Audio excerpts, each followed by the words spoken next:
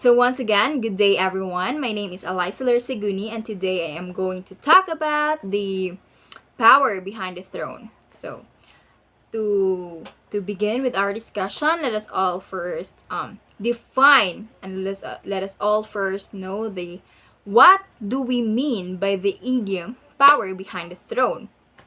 So, according to Merriam-Webster dictionary, it is the person who secretly controls a country, an organization, and etc.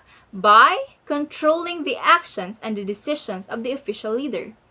And another definition, they said that the concept of the power behind the throne of this idiom is that it is a person, or it can also be an organization, that exerts authority and influence without having a formal status. So, in a simple way of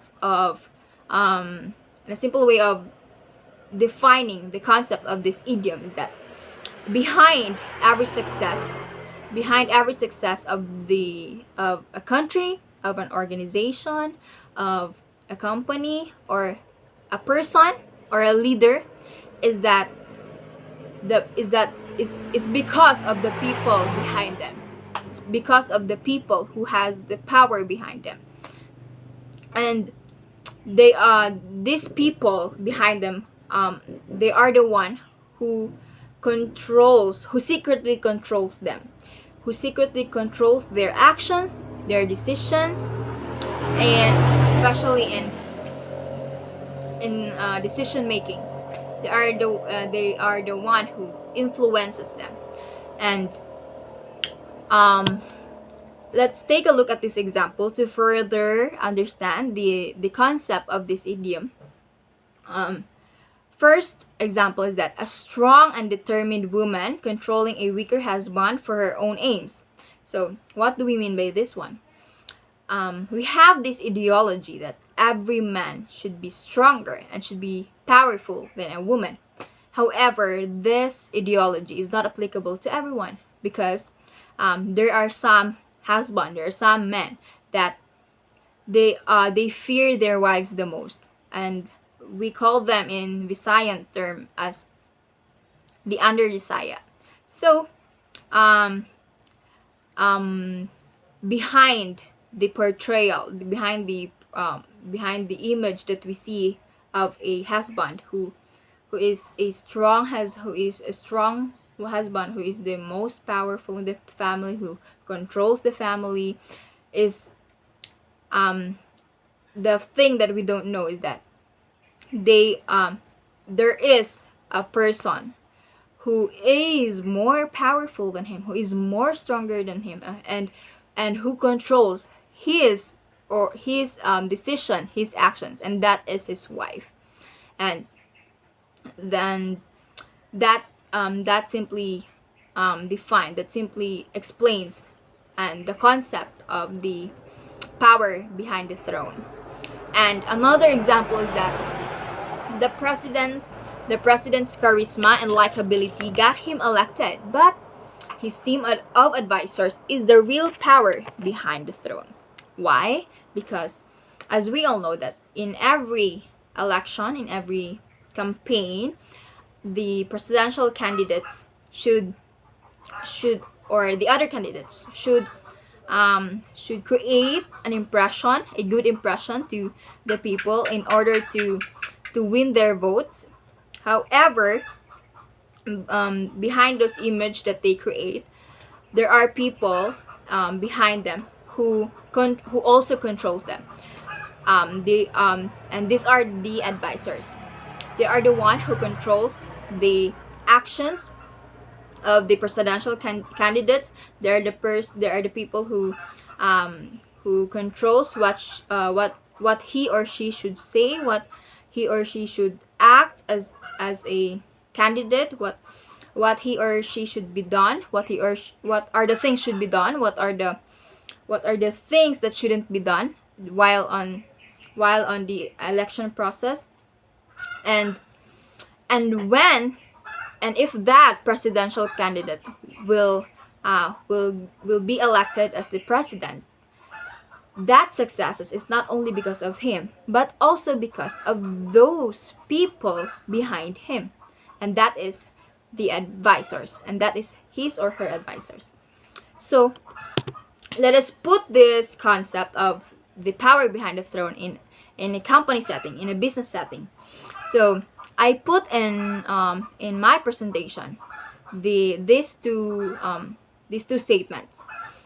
Behind every success of a company is a great CFO, and behind every top CEO is a great and skilled CFO.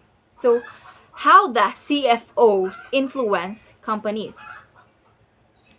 So chief financial officers, they are the one, as we all know, they are the one who manages the finances of the company. They are the one who creates financial statements of the company for the CEOs to use in the decision-making process, and their job has a big impact, has a big influence over the decision of the company, whether to expand or not, whether to expand their business or not. And then the CFOs has a stronghold, or they have the power they have the power and they have the influence over the success of the company. And then the company wouldn't be successful. The company wouldn't be successful if not because of the chief financial officers of that company. Okay, let's take a look at the Ayala Corporation. Ayala Corporation is, as we all know, it is a very successful company. However, this Ayala company would not be successful as what it is today if not because of the CFOs, if not because of those people who work, who works and exerts their efforts in order to bring the company in order to make the company a successful one. And that is how the CFOs influence a company. Okay, so I will end my discussion with this question. A power behind the throne, is it an advantage or a disadvantage? So for me, I think it depends. Why? Because this idiom, this concept can be an advantage of a company, for a company, if those people behind the throne, those people those CFOs, those people behind the success, is that they will use their power, they will use their authority, they will use their influence for the betterment or for the success of a company. And if they will exert their efforts, will use their time to make the company a big one, to make the company for the benefit of a company, that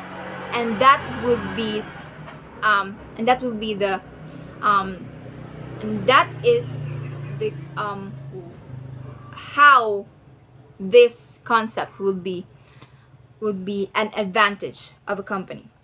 However, this concept will also be a disadvantage, especially when those people behind the throne, if those people or those CFOs will do anything in their power for the betterment of their own selves, for the success of their own selves, in order for them to benefit from the company, and they will not use their authority, they will not use their power for the success of the company. And that will be the time that it can be a disadvantage. If they will use their power, if they will use their authority to manipulate everything inside the company. And I think whether this concept is an advantage or a disadvantage, it is still up to the official leaders of the company. the CEOs that will make a better decision, that will do everything in their power to make the business a successful one, to make the business a bigger one.